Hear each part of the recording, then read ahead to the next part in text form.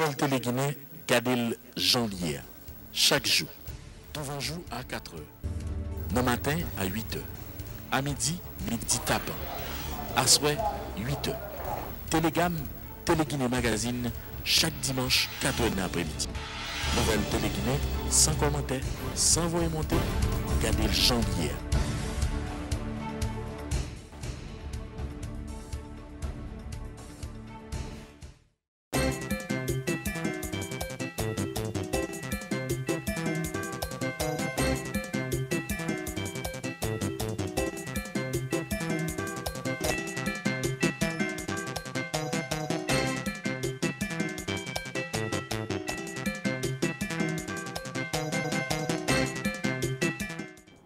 De cette maison que constitue la sécurité publique. C'est la police préventive, c'est la présence policière à travers les rues, c'est la gestion des manifestations, c'est la gestion des émeutes. La police préventive, la police administrative, c'est elle qui a ce lourd fardeau de permettre à tout citoyen de vaquer librement à ses occupations. Monsieur l'inspecteur général Joanny Cadeus, vous avez rempli ce rôle avec brio. Nous savons les immenses sacrifices que vous avez consentis. Vous n'avez jamais eu le loisir de dormir. Et on sait avec les moments pénibles que le pays a récemment connu,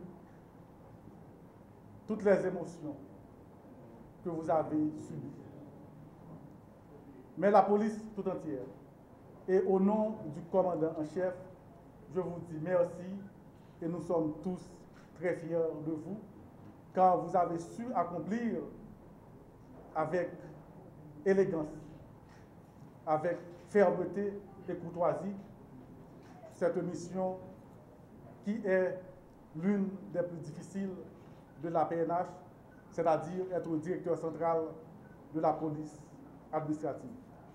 Et nous sommes certains que dans votre nouveau poste, vous allez garder le même rythme, le même allant, et vous allez continuer à servir la PNH et le pays avec tout le savoir-faire, tout le savoir-être que vous possédez.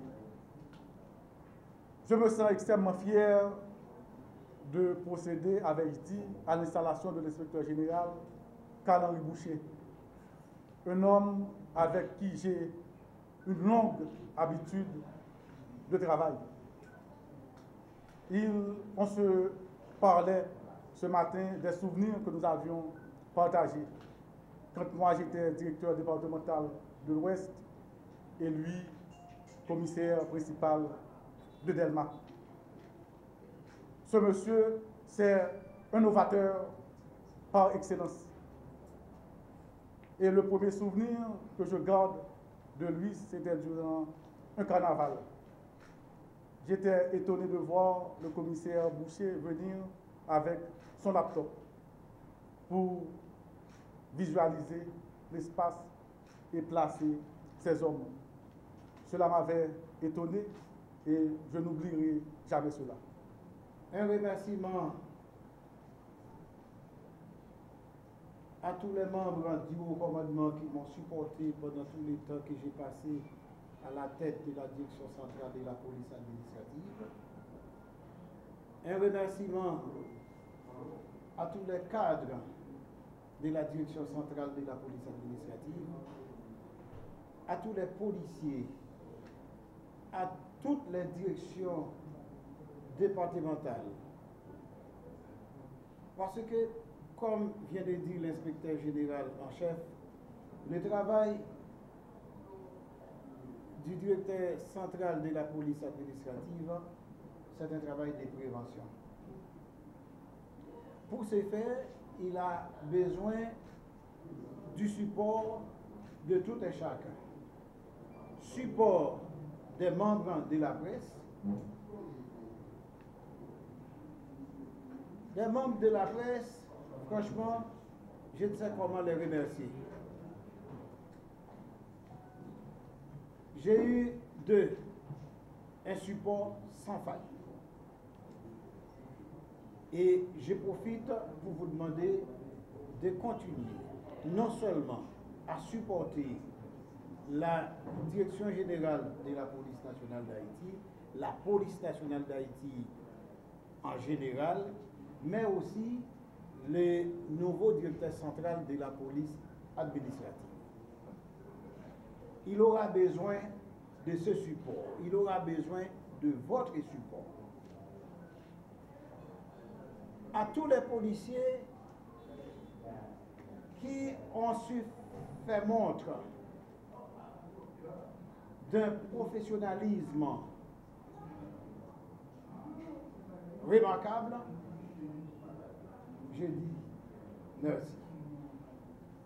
Et je vous demande, chers policiers, de continuer sur cette lancée, parce que votre mission par rapport à la devise de la police nationale d'Haïti, c'est de travailler à pouvoir sécuriser tout le monde, sécuriser les vies et les biens de tout et chacun, sécuriser les institutions publiques. Ce travail, c'est un travail facile et difficile. Facile quand vous comprendrez que avec la collaboration de la population, eh bien, vous pouvez aller loin et que vous vous mettez à chercher cette collaboration. Et si vous la cherchez bien, c'est sûr que vous l'aurez. Eh bien, là, le travail est facile. La collaboration non seulement de la population, de toutes les autorités locales, les autorités politiques, les autorités judiciaires. Tout s'imbrique pour donner les résultats souhaités.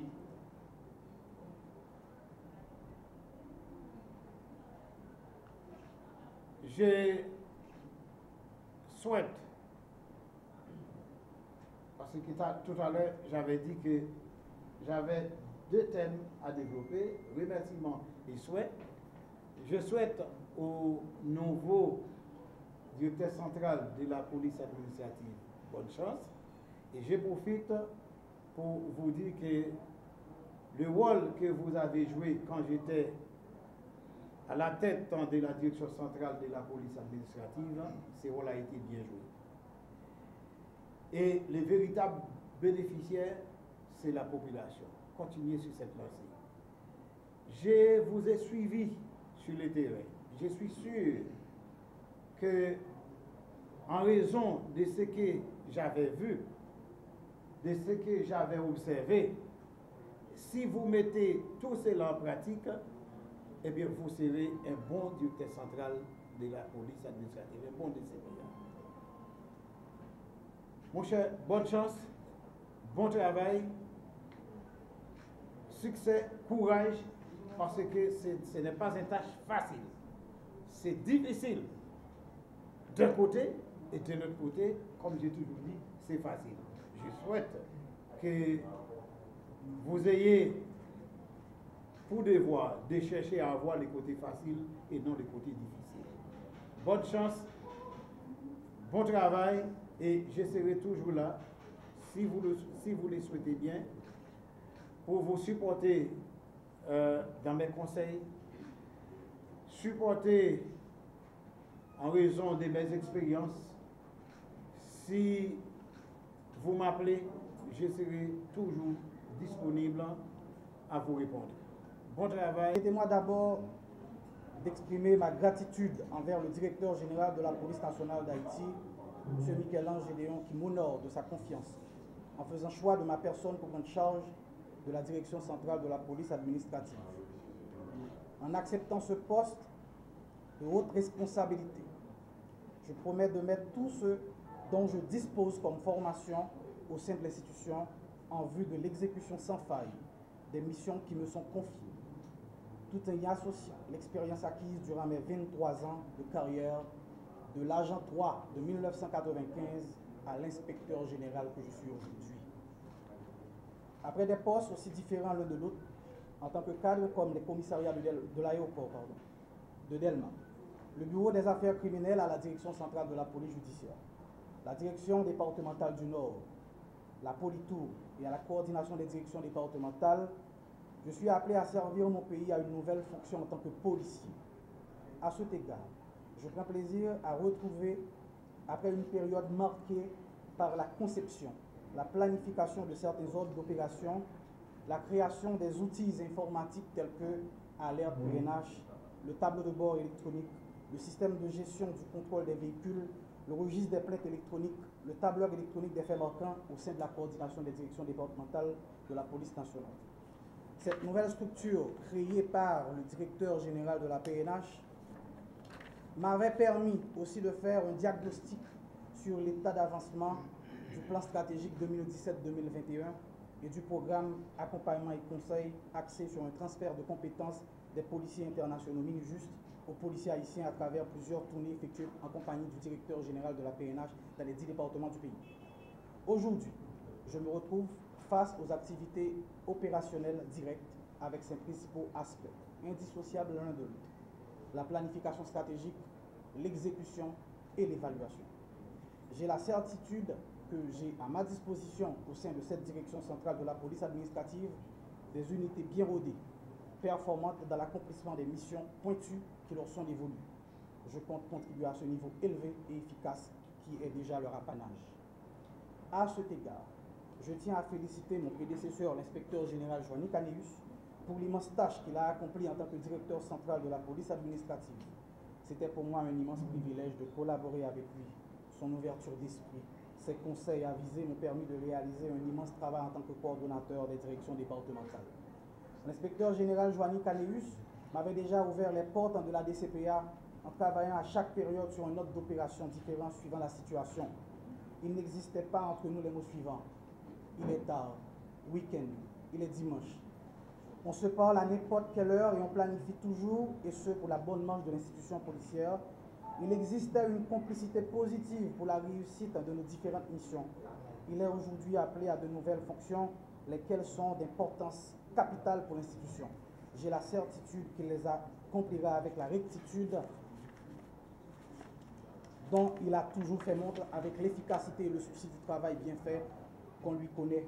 Mes collègues de la DCPJ, vous aurez du travail à faire.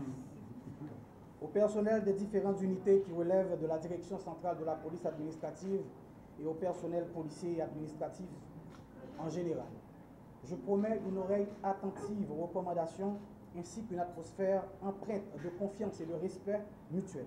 Nous devons faire en sorte que le travail qui nous est confié et qui est d'une importance capitale pour la sécurité de la nation soit exécuté en étroite collaboration. En ce qui me concerne, il sera ainsi. J'attends de vous la même détermination.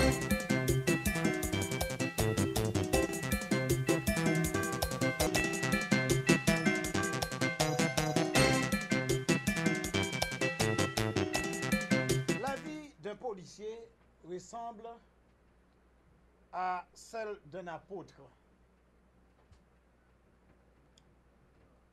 C'est à juste titre de cette façon que sa tâche est vue par plus d'un.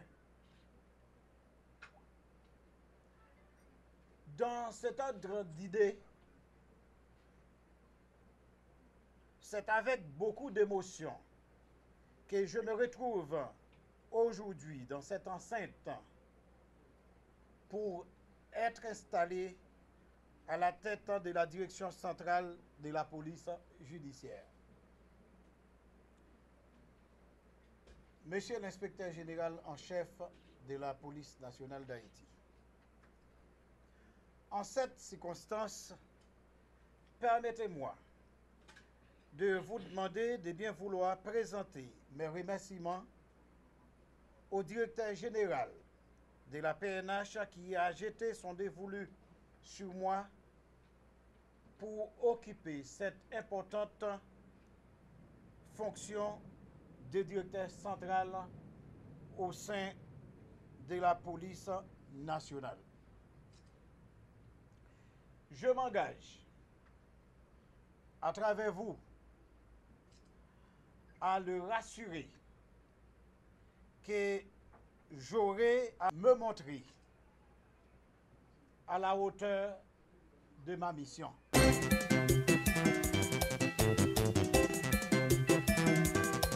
Nous sommes très heureux de procéder donc ce matin au lancement du projet titré Réduction de la violence communautaire et prévention de la délinquance juvénile sur les zones de Carrefour-Feuille et de Martissan.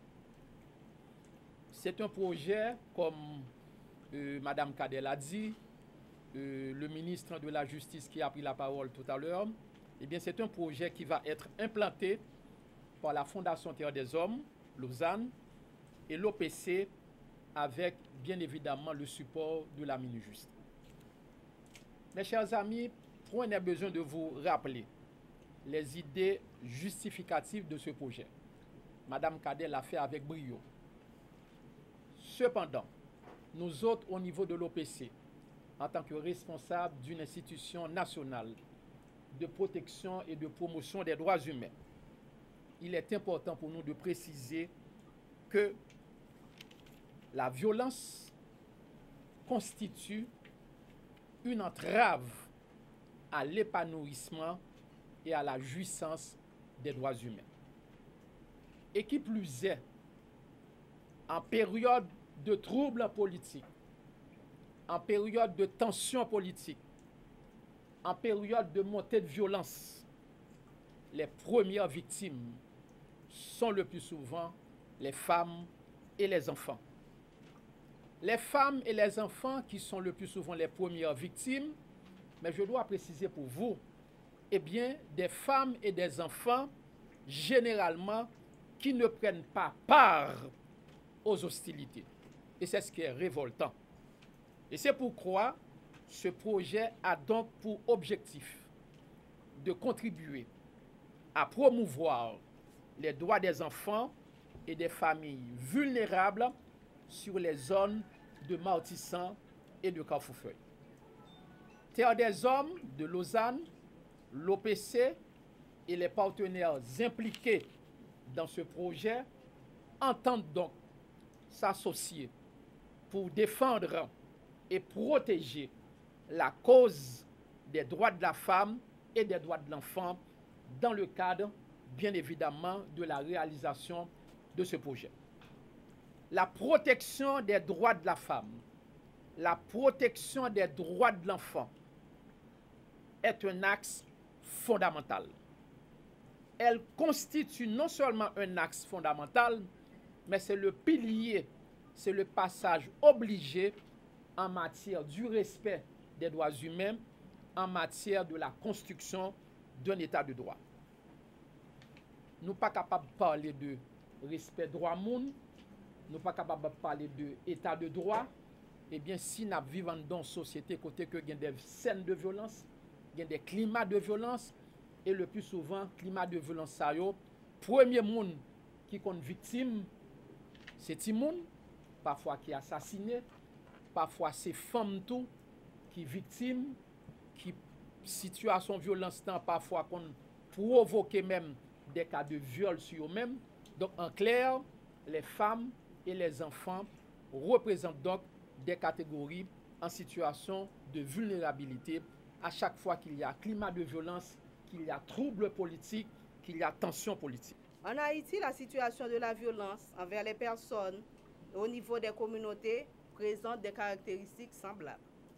Les résultats d'une étude réalisée en Haïti sur la violence, c'est l'étude qui a été réalisée, le VAX, et a démontré que 2/3 des personnes âgées de 18 à 24 ans ont vécu au moins une expérience de violence physique avant l'âge de 25 ans. Près d'un tiers des jeunes hommes et des jeunes filles de 13 à 17 ans ont vécu une expérience de violence physique au cours des derniers mois qui avaient précédé l'étude. Tenant compte de cet état de fait, la résolution 2350, qui a été adoptée par le Conseil de sécurité le 13 avril 2017, a déclaré essentiel le renforcement des institutions nationales de défense des droits de l'homme et l'obligation de rendre des comptes pour assurer l'état de droit et la sécurité en Haïti. Le respect de ces droits, y compris ceux des femmes et des enfants, la lutte contre la criminalité, contre la violence sexuelle et sexiste, restent des points clés de cette résolution. Ainsi, cette dernière est en lien direct avec la situation dans le monde en général et en Haïti en particulier en ce qui concerne la violence. Fort de ces constats, le projet de réduction de violence a vu le jour. Il est financé par la MINUJUST et sera mis en œuvre par Terre des Hommes et l'OPC, avec une implication efficace et effective des différentes structures étatiques comme le ministère à la condition féminine et aux droits des femmes, le ministère de la Justice et de la Sécurité publique, l'Institut de bien-être social et de recherche et la Brigade de la protection des mineurs. Du côté de la société civile, différentes associations locales sont des partenaires clés de cette intervention. Ce projet se donne comme objectif spécifique de réduire les facteurs de violence communautaire grâce à l'engagement des enfants et des familles vulnérables dans une insertion sociale positive, respectueuse de leurs droits fondamentaux. Cet objectif... Je voudrais simplement assurer aux protecteurs du citoyen et à Terre des Hommes que les parquets sont disponibles. La police aussi est disponible dans le cadre de la réalisation de ce projet.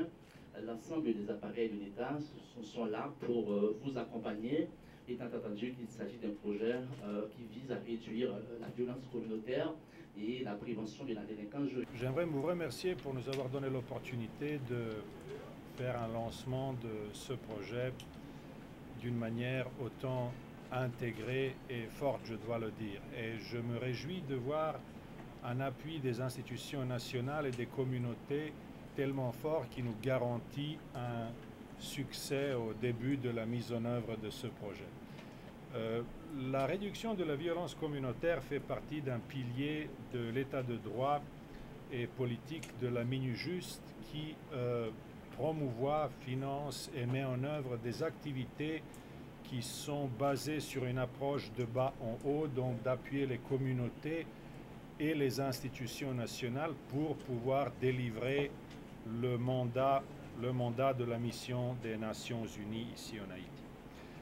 Dans ce cadre-là, l'intervention que nous lançons aujourd'hui est une des 3 ou au moins 4 interventions et projets qui seront focalisés sur la réduction de la violence communautaire dans les zones particulièrement touchées par ce fléau ou par la violence au niveau de la capitale haïtienne. À part ces projets-là, nous couvrons dans notre mandat tout le pays et dans ce sens-là, il y a aussi des interventions de la réduction de la violence communautaire qui se passent au niveau du pays et des provinces. Pour revenir plus particulièrement au projet de la réduction de la violence communautaire et de la prévention de la délinquance juvénile sur les zones de Carrefour-Feuille et Martissan, je dois souligner que ce projet est fait en étroite collaboration avec notre unité de droits de l'homme présente ici, et plus particulièrement dans le cadre d'un appui aux institutions nationales pour renforcer cette dynamique par rapport aux populations les plus vulnérables, dans le cadre de la mise en œuvre d'une future stratégie de protection du système des Nations Unies, mais aussi dans le cadre de l'appui à la politique de la police nationale et du ministère de la Justice dans la pacification et le renforcement de la réduction de la violence communautaire dans les zones les plus touchées. Je vous remercie encore une fois pour cette opportunité et nous restons à la disposition des autorités et de la société civile et des communautés pour appuyer, renforcer et faire de notre mieux pour délivrer le mandat de la mission, mais aussi pour amener un bien-être aux populations haïtiennes. Je salue l'initiative de ce projet visant la réduction de la violence communautaire et la délinquance juvénile dans les zones de Carrefour-Feuille et de Mortissan. Je remercie grandement les initiatrices et les initiateurs qui ont voulu associer le ministère à la condition féminine à cette activité d'envergure, et c'est avec le cœur battant que je participe à cet atelier de lancement. Mesdames, Messieurs, depuis plus de 30 ans, la société haïtienne vit une grande mutation socio-historique. Elle se cherche courageusement dans la voie devant conduire à un espace humain de vivre ensemble dans l'égalité entre les êtres humains, dont les hommes et les femmes, les filles et les garçons, et surtout dans l'équité pour un accès à toutes et à tous aux ressources et aux moyens aux fins de leur plein épanouissement. Depuis la création du ministère à la condition féminine et aux droits des femmes en 1994, beaucoup de combats ont été menés pour l'établissement d'une société juste et égalitaire. Beaucoup de pas ont été franchis, il faut le reconnaître. Avec l'adoption de la politique d'égalité femmes-hommes par l'État haïtien depuis 2014, on se voit dans le sillage d'une harmonie parfaite entre les hommes et les femmes, les filles et les garçons. La campagne de sensibilisation de la politique égalité femmes-hommes, lancée récemment par mon administration dans la Grand'Anse, mettra beaucoup de temps pour une meilleure compréhension, même par certaines actrices et certains acteurs. Heureusement, il y en a de ceux-là et de celles-là qui pensent aujourd'hui que le combat doit être collectif, car si nous ne nous donnons pas la main, si nous ne nous unissons pas pour une nouvelle orientation de la société, nous allons tous et toutes disparaître ensemble. Aujourd'hui, des filles et des garçons âgés de 4 à 9 ans pilulent les rues de la capitale. Les plus âgés font déjà partie de gangs ou de bases couramment appelées, donnant ainsi dos à la vie scolaire, la vie familiale, la vie socio-professionnelle. La rue est un attrait extraordinaire pour ces jeunes. Ils ont souvent des envies qu'ils ne peuvent pas satisfaire, et il n'y a qu'un pas pour qu'ils ou elles ne passent à l'action. La lutte contre la délinquance juvénile dépend pour une bonne part de l'efficacité des méthodes de prévention de mise en place pour protéger les jeunes et les aider. Personne moun pas né délinquant, yo vini délinquant, dépendamment de orientation, éducation, sensibilisation, responsabilité, l'État avec société civile.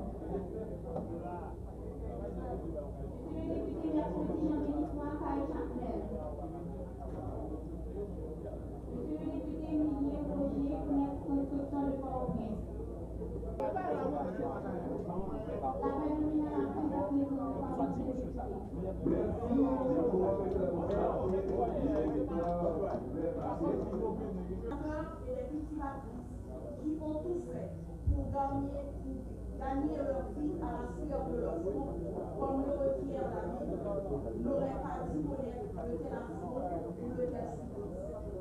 Dans tout état de droit, quand il s'agit de garantir des vies humaines, aucun sacrifice budgétaire n'est à négliger. Au soir de leur vie, il faut éviter que les victimes de l'injustice d'une société foncièrement injuste, celles qui ont connu une enfance malheureuse, une jeunesse difficile, soient condamnées à mourir sous le fardeau d'une vieillesse tyrannique. Pour mieux pénétrer le sens de notre proposition de loi, nous vous exhortons, chers collègues, avant toute délibération prochaine, à lire et à relire avec la tête froide et la conscience éprouvée le texte qui nous l'a dit. Au thème de notre exposé, nous tenons à rappeler ceci. La gouvernance de l'État n'a aucun sens, aucune importance si elle ne s'accompagne pas des moyens de protéger les populations déshéritées face à la violence de la misère et de la région. Nous vous remercions, chers collègues, de votre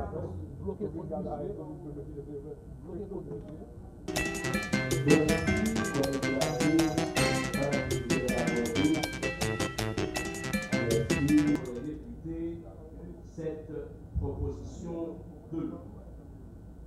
Monsieur le Président, membres du bureau, chers collègues de l'Assemblée, à l'heure où le débat public se focalise sur les avantages et privilèges des grands commis et hauts fonctionnaires de l'État, j'ai l'honneur de présenter à l'auguste Assemblée une proposition de loi dont l'intitulé est ainsi libellé. Proposition de loi fixant les modalités de publication des informations relatives aux avantages et privilèges des grands commis et hauts fonctionnaires de l'État. Il s'agira, Monsieur le Président, mes chers collègues, d'instituer une fois pour toutes un cadre légal afin d'éviter toute forme de désinformation relative aux avantages et privilèges des grands commis et hauts fonctionnaires de l'État. Soucieux de progresser vers la démocratie participative et une juste répartition des ressources nationales, cette proposition de loi veut mettre en œuvre le principe de transparence comme règle de fonctionnement de nos institutions. Ainsi, Monsieur le Président, chers collègues de l'Assemblée, le dispositif proposé comprend 23 visas, 6 considérants et 14 articles. Les mesures proposées auront pour effet, mes chers collègues, de rétablir tout au moins un minimum de confiance entre les gouvernants et les gouvernés. Je vous invite collectivement à entériner dans un délai raisonnable la présente proposition de loi. Je vous remercie. Monsieur le Président, plaise au bureau et à vous de me donner acte du dépôt de la dite proposition.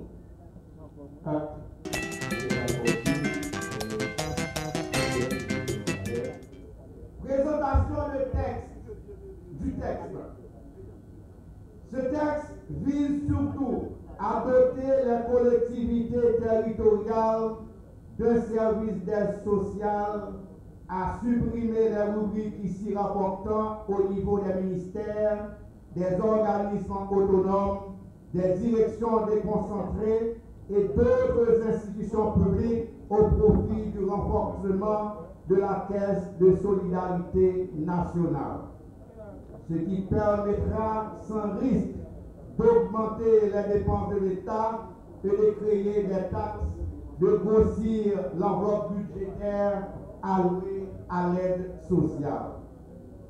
Monsieur le Président, membres du bureau, chers collègues de l'Assemblée, la présente proposition de loi résulte d'une véritable synergie dégagée entre l'équipe de conseillers et consultants experts en la matière et les députés signataires de la présente qui se mettent à l'écoute continue des revendications justifiées de la population confrontant de manière quotidienne la misère, la souffrance et la pauvreté. Le texte contient 8 chapitres et 24 articles. Les chapitres traitent successivement de l'objet et de la dénomination de la Caisse sociale nationale, des définitions de l'alimentation de la Caisse, des dispositions réglementaires, des organes administratifs, des bénéficiaires et distributions, des dispositions transitoires et enfin des dispositions finales. Plaise au bureau, Monsieur le Président, de nous donner acte du dépôt de cette proposition de loi. Nous vous en remercions.